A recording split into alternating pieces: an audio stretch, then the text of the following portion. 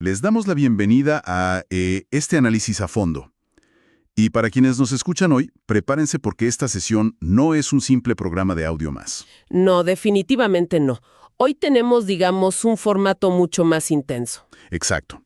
Es una guía de estudio detallada, inmersiva y profundamente conversacional. Está diseñada específicamente para abordar la unidad temática y subjetividad en clave cognoscitiva. Y es fundamental aclarar desde el principio que todo nuestro recorrido va a estar anclado estrictamente en un texto base, un verdadero mapa del tesoro filosófico. Sí, el texto La teoría del conocimiento en Kant, de María Luján Ferrari y Silvia Solas. Nuestra misión hoy es hacer una parada obligatoria en lo que me gusta llamar la estación Kant, para explorar a fondo su famoso criticismo. Una parada que requiere bastante concentración, porque la idea es comprender cómo Immanuel Kant logró, subirse al ring de la filosofía y resolver esa histórica pelea entre el racionalismo y el empirismo. Una pelea a puño limpio, prácticamente. Y vamos a desarmar la mente humana para examinar las facultades de la sensibilidad y el entendimiento. Claro, para finalmente trazar esa frontera invisible pero crucial de lo que humanamente podemos conocer. Frente a esa tentadora y peligrosa facultad metafísica, aterrizando en las tres grandes ideas: yo, mundo y Dios. Bueno, vamos a desglosar esto. Empecemos por la base. Sí. Para entender la magnitud de esta teoría, necesitamos pisar el terreno exacto en el que nació. ¿Cuál es el contexto histórico en el que este pensador prusiano del siglo XVIII decide revolucionar absolutamente todo lo que creíamos saber sobre la realidad? Intelectual inmenso que atraviesa todo el siglo XVIII. Un siglo de mucha efervescencia. Totalmente. Su norte era muy claro: despejar las oscuridades irracionales, las supersticiones y los dogmas mediante las luces de la razón. Claro, el famoso siglo de las luces. Así es. Y Kant mismo capturó el espíritu exacto de esta época con el lema latino sapere aude. Que significa atrévete a saber, ¿verdad? Exacto. O básicamente tener el valor de usar la propia razón sin necesitar la guía constante de otra persona o de una institución. Es una época de un optimismo intelectual arrollador. Y con justa razón, porque por un lado, la ciencia natural estaba avanzando a pasos agigantados. Sí, se estaba consolidando de manera irrefutable gracias al sistema físico y matemático de Isaac Newton. Había un progreso constante, un conocimiento sólido, predictivo y, sobre todo, confiable. Pero por otro lado, Kant observa algo en el mundo académico que le genera una tremenda inquietud: el estado de la metafísica. Es que el contraste era brutal. Mientras la ciencia avanza como una flecha imparable, la metafísica, esa disciplina que históricamente se consideraba la reina de la sabiduría, La que trataba los grandes temas como el alma o Dios. esa misma, estaba completamente estancada. Daba vueltas en círculos sobre los mismos debates centenarios, sin poder avanzar un solo paso. Estaba llena de afirmaciones absolutas, pero sin lograr jamás acuerdos permanentes. Y es justo ahí, en ese pantano de la metafísica, donde ocurre una anécdota fantástica que rescatan las autoras del texto.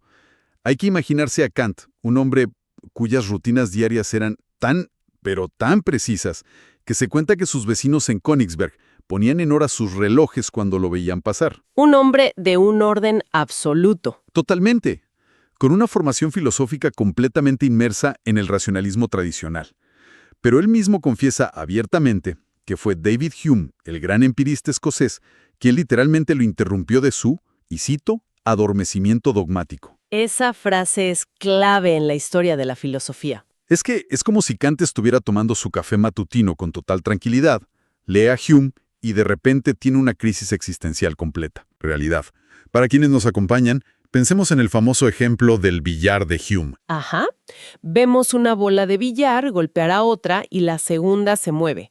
El racionalismo asumía que había una ley lógica y necesaria conectando más cosas. Pero Hume, desde su empirismo radical, dice algo como: un momento, si observamos con cuidado, solo vemos que un evento ocurre después del otro. Exactamente. Hume dice que no podemos ver, tocar ni percibir ninguna causalidad invisible que los una de forma obligatoria. Es solo un hábito de nuestra mente porque lo hemos visto repetirse muchas veces. Y esto destruye la noción de leyes universales, porque si la causalidad es solo una costumbre psicológica y no una ley necesaria, todo el edificio de la ciencia y de la metafísica colapsa. Se desmorona por completo frente al escepticismo. Y ahí es donde Kant despierta de su sueño dogmático. Se da cuenta de que tanto el racionalismo, que confiaba ciegamente en ideas innatas sin mirar el mundo, Como el empirismo, que terminaba dudando de todo lo que no se pudiera tocar directamente. así es, ambos partían de un mismo supuesto fundamentalmente erróneo sobre cómo funciona la mente humana frente a la realidad. Y es ahí donde él propone su salvación radical, ¿no? Sí, lo fascinante aquí es la genialidad de la solución que propone Kant ante esta crisis. Él introduce lo que se conoce como su giro copernicano. Una analogía astronómica brillante. Pensemos en Nicolás Copérnico. Durante siglos, la humanidad asumió que la Tierra era un centro estático y pasivo, alrededor del cual giraba el Sol y todo el universo. Y Copérnico revoluciona todo simplemente invirtiendo el modelo.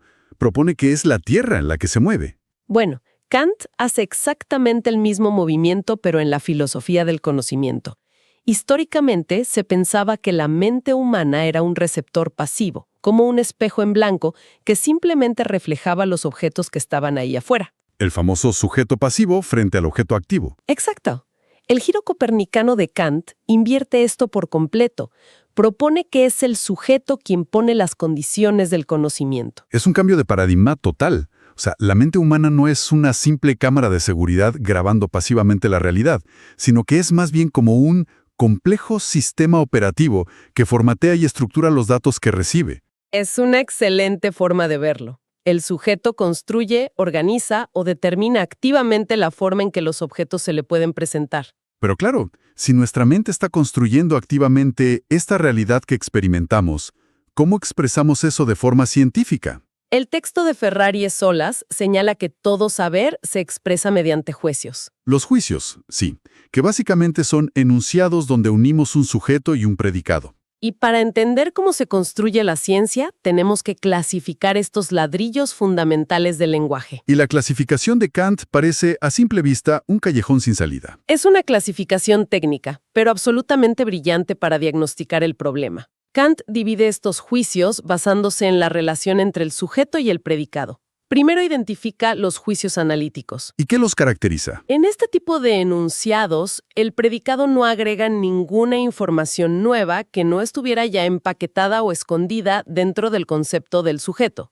Son meramente explicativos. Las autoras usan el ejemplo clásico de todos los cuerpos son extensos. Claro. Al analizar profundamente la idea general de cuerpo, la característica de tener extensión, de ocupar un espacio, ya forma parte intrínseca de su definición. Se rigen por el principio de no contradicción. Lo fundamental aquí es que son a priori, es decir, son verdaderos independientemente de cualquier experiencia empírica. Son reglas universales y necesarias. Pero tienen un defecto enorme. No hacen avanzar el conocimiento porque no añaden ni un solo dato nuevo sobre el mundo. Claro, son seguros pero aburridos. Nunca nos van a llevar a la luna. Exactamente. Por otro lado, la segunda categoría son los juicios sintéticos. Aquí el predicado sí agrega una característica nueva que no estaba en la definición original del sujeto.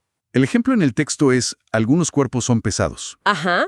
El concepto puro de cuerpo no incluye obligatoriamente el concepto de peso. Al decir que son pesados, este juicio amplía el conocimiento, suma un dato extra. Pero como este dato extra proviene de salir al mundo y medir, de la experiencia, Kant los llama a posteriori. Y aquí viene el gran problema de los empiristas. Los juicios a posteriori jamás pueden ser leyes universales ni estrictamente necesarias.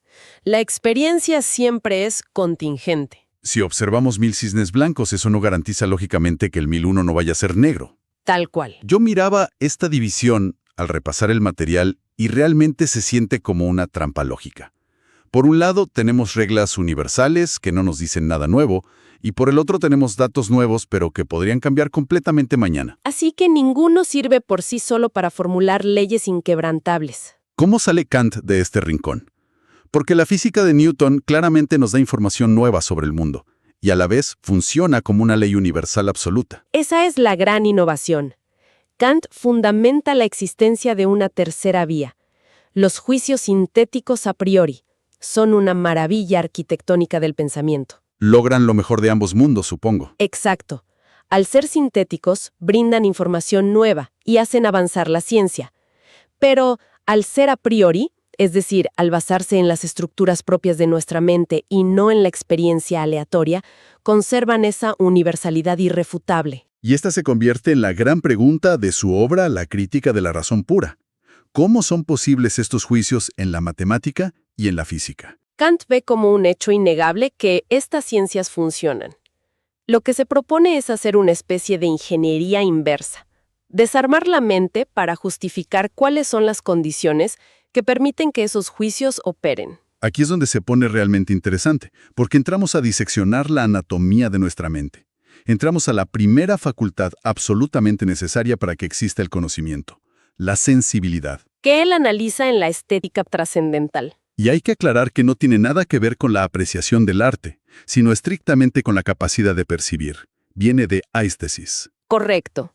Kant define la sensibilidad como una facultad pasiva, una capacidad de pura receptividad. Es la puerta de entrada. A través de ella los objetos nos son dados. O sea, solo podemos aspirar a conocer algo si somos afectados por los objetos del mundo. Vital. Cuando un evento externo nos afecta de alguna manera, genera en nuestra mente lo que Kant llama intuiciones empíricas. Su característica definitoria es la inmediatez. Es el contacto directo con lo que nos afecta. Pero el texto de Ferrari y Solas no deja pasar un detalle enorme. Explican que todo fenómeno que llega a nuestra mente no entra en estado puro, sino que se compone de dos partes inseparables, una materia y una forma. La materia es lo a posteriori, el dato en bruto. Si pensamos en una analogía moderna, imaginemos el sensor de la cámara de un celular. Recibe un caos absoluto de fotones, luz desordenada. Esa luz es la materia. Pero una simple acumulación de luz no es una foto. Exacto. Es el software del celular el que agarra esa luz y la organiza en una cuadrícula de píxeles para que tenga sentido. Ese software organizador es la forma. Me encanta esa analogía. Para Kant, nuestra mente aporta la forma de manera completamente a priori, antes de cualquier experiencia. Y esas formas puras a priori son vitales. Son el software preinstalado de la especie humana. Kant argumenta que hay dos, el espacio y el tiempo. Todo lo que nos llega desde el exterior, la mente lo procesa bajo la lente del espacio. Es la forma del sentido externo y es lo que fundamenta la geometría. Y el tiempo es la forma del sentido interno. Cualquier estado de nuestra conciencia, un pensamiento, ocurre de manera sucesiva en el tiempo, fundamentando la aritmética. Pero si el espacio y el tiempo son como lentes inseparables pegadas a nuestra mente, eso trae una consecuencia inmensa respecto a la realidad misma. El mayor límite de la filosofía kantiana. Sin duda. Si el espacio y el tiempo son formas de nuestra sensibilidad y no propiedades intrínsecas de las cosas en sí mismas allá afuera en el universo, significa que todo lo que captamos ya ha sido procesado por nuestro sistema. Por lo tanto, el ser humano solo puede conocer el fenómeno, la realidad tal y como se nos aparece a través de estas gafas. Jamás, bajo ninguna circunstancia, podremos conocer el noumen. La famosa cosa en sí misma.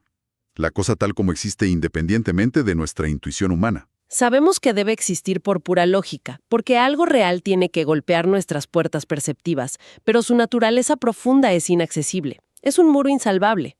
Es un límite tremendo. Pero incluso asumiendo que solo conocemos fenómenos, tener datos brutos ordenados en espacio y tiempo todavía no es conocimiento. Recibir un archivo no es entender qué dice. Hay una cita icónica en el texto de estudio, verdaderamente famosa, donde Kant dice, pensamientos sin contenido son vanos, intuiciones sin conceptos son ciegas. Necesito la sensibilidad pasiva, para que me den el objeto. Pero si me quedo solo con eso, es una lluvia de píxeles ciegos. Necesitamos una segunda facultad. Y entramos al entendimiento, analizado en la lógica trascendental. Mientras que la sensibilidad es pasiva, el entendimiento es una facultad extremadamente activa.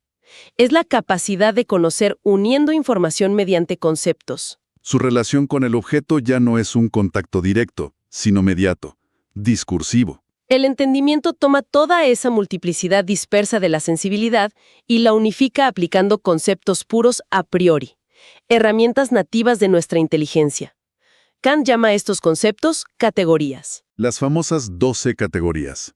Y para quienes estén tomando notas, él deriva estas categorías examinando las formas lógicas en que construimos juicios. Nociones como unidad, pluralidad, posibilidad y la más interesante, las de relación, como sustancia y causalidad. Y acá es donde el rompecabezas se arma. Recordemos que Hume había dicho que la causalidad no existía allá afuera, que era una ilusión. Y Kant le responde que tenía razón empírica, en que no se puede observar afuera, pero se equivocó al descartarla. La causalidad es una categoría a priori de mi propio entendimiento humano. Es una regla de mi software que yo le impongo a la naturaleza. La implicación de esto es asombrosa. Significa que es el propio entendimiento humano el que le dicta las leyes a la naturaleza fenoménica. El universo se comporta bajo causa y efecto porque nuestra mente es incapaz de organizar los datos de otra manera. Es una acción unificadora que Kant denomina síntesis. Las categorías atrapan toda la multiplicidad caótica, dándole formato de objeto reconocible. Pero claro, esta monumental operación de síntesis a cada microsegundo requiere un centro de operaciones, un anclaje lógico. Si no, nos desintegraríamos mentalmente. Aquí nos encontramos con la apercepción trascendental o apercepción originaria. Que suena terrible en los exámenes. Sí, asusta mucho. Pero Kant básicamente dice que el yo pienso tiene que poder acompañar a todas mis representaciones. Para visualizarlo sin lenguaje técnico, imaginemos un collar de perlas. Las perlas sueltas representan todas nuestras percepciones aisladas. Un color rojo, una textura, un olor. Sin embargo, un montón de perlas en una mesa no forman un collar. Necesitan un hilo invisible que las atraviese y las una a todas para darles coherencia. Ese hilo conector es la apercepción trascendental, el yo lógico. Si veo una manzana y aplico las categorías, el yo, que unifica eso en un instante, tiene que ser idéntico al yo del instante siguiente. Sin ese hilo, la experiencia sería un caos de destellos desconectados. Pero cuidado aquí, el texto de Ferrari y Solas aclara que este yo pienso no es una alma eterna o una sustancia mística, es una función lógica del sistema. No tiene coordenadas de espacio y tiempo, pero sabemos por necesidad que el hilo tiene que estar ahí. Exactamente. Entonces hasta aquí tenemos un engranaje perfecto. Sensibilidad que recibe pasivamente y entendimiento que organiza activamente, amparado por el yo pienso. Esto explica por qué la ciencia avanza. Pero claro, el ser humano es testarudo. ¿Qué sucede cuando nuestra mente intenta tomar estas categorías lógicas de nuestro software y tratar de aplicarlas a cosas que no nos son dadas por la sensibilidad? A cosas que no ocupan espacio ni están en el tiempo. Exacto. Ahí es donde damos el salto más allá de la experiencia posible. Y ahí abandonamos el terreno seguro del entendimiento y nos adentramos en la dialéctica trascendental, en el dominio de la razón en sentido estricto. La razón es la facultad que busca siempre lo incondicionado. El entendimiento humano hace ciencia con lo condicionado. A causa B y B causa C. Pero la razón no se conforma. Tiene una sed natural por buscar la totalidad absoluta, la respuesta final de todo lo que existe. Al forzar sus propios límites, la razón genera tres conceptos supremos: las ideas trascendentales o ideas metafísicas. Tres ideas colosales. La primera es la idea de yo o alma, en un sentido psicológico profundo, la razón buscando la totalidad del sujeto pensante. La segunda es la idea de mundo o cosmos, en un sentido cosmológico, el intento de abarcar la serie completa de todos los fenómenos del universo. Y la tercera es, naturalmente, la idea de Dios, la idea teológica, concebida como el ideal lógico de la razón pura, la condición suprema de todas las cosas. Esto nos devuelve al conflicto histórico del principio. ¿Podemos hacer ciencia válida de estas tres ideas metafísicas? ¿Una física del yo, del cosmos o de Dios? La respuesta kantiana cae con todo el peso de su sistema. No. Es tajantemente imposible. Y la razón es simple. A diferencia de las manzanas o los planetas, de estas ideas supremas no tenemos absolutamente ningún fenómeno. Jamás nos son dadas a través de la sensibilidad. Y cuando la razón intenta forzar la máquina y aplicar categorías como causa a cosas sin experiencia sensorial, el motor se funde. Aparecen los cortocircuitos lógicos. Kant estudia cómo surgen contradicciones. En torno al yo se generan los paralogismos, que son razonamientos formalmente falsos que nos engañan creyendo que hemos demostrado un alma inmortal. Y en torno al mundo aparecen las famosas antinomias, un punto muerto donde la lógica humana puede demostrar con la misma contundencia una tesis y su exacta antítesis. Por ejemplo, argumentar lógicamente que el universo tuvo un comienzo en el tiempo, pero también demostrar que es infinito. Cuando puedes probar dos verdades opuestas, el sistema está operando fuera de sus límites. Es un muro de contención, pero Kant, tras exponer estos cortocircuitos, no desecha la metafísica como pura charlatanería. Hace una distinción muy fina. Dice que estas ideas no tienen un uso constitutivo para hacer ciencia. Sin embargo, tienen un uso regulativo, y esa función es indispensable. Operan como un faro que le dice al entendimiento: sigue investigando, no te detengas. Le exigen a la mente buscar siempre una mayor conexión sistemática, asumiendo que el conocimiento nunca está del todo acabado. Tienen un valor motivacional enorme. Es una disposición biológica e inevitable del ser humano hacerse estas grandes preguntas, aunque carezcan de valor epistemológico estricto. Entonces, para recapitular los aprendizajes de esta guía, el idealismo trascendental nos enseña que el conocimiento es un trabajo en equipo entre una sensibilidad que recibe pasivamente el mundo y un entendimiento que lo organiza activamente. Y la ciencia tiene límites estrictos, pero nuestra naturaleza racional siempre nos empujará a pensar más allá, hacia esas ideas supremas. Si buscamos la relevancia actual de este modelo kantiano, la respuesta es que nos devuelve nuestra agencia. Nos advierte que nunca somos receptáculos pasivos frente a la información del mundo. Nuestra propia estructura mental está participando sin descanso, dándole forma a la realidad que nos rodea. Comprender a Kant equivale a hacernos conscientes de esas gafas cognitivas invisibles. Unas gafas que vienen instaladas de fábrica y que no nos podemos quitar jamás. Y para cerrar este análisis a fondo, quiero dejar una inquietud provocadora para quienes nos escuchan, construida a partir de este criticismo. Adelante, te escucho.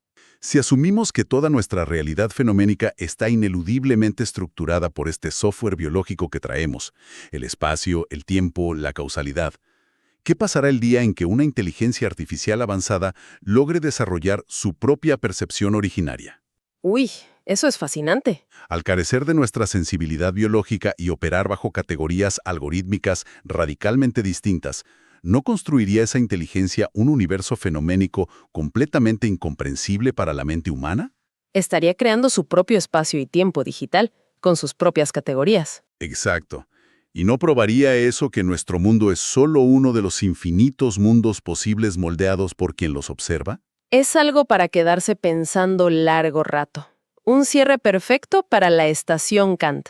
Ha sido un recorrido espectacular. Les agradecemos por acompañarnos. Sigan cuestionando, sigan leyendo y por sobre todas las cosas, atrévanse a saber.